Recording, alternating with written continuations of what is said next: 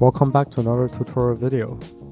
In this video, I'm gonna show you how to record robot movement, save it in a track or a recording, and then play back the recording. So under Configure tab and go into Record, you can create a new track. This is the record button, and then we can record, and then just draw a quick square.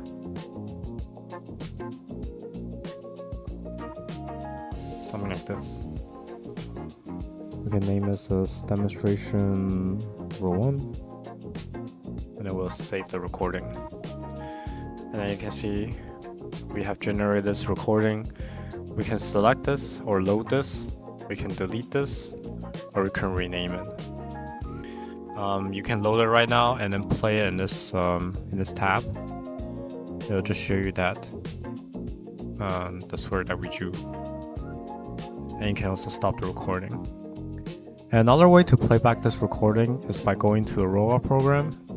Under template, there's a playback, track playback.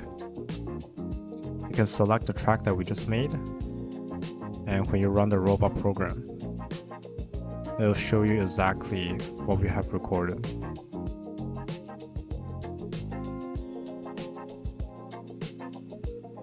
Yep. And that's how you record robots movement and then play it back in the software. Thank you for watching.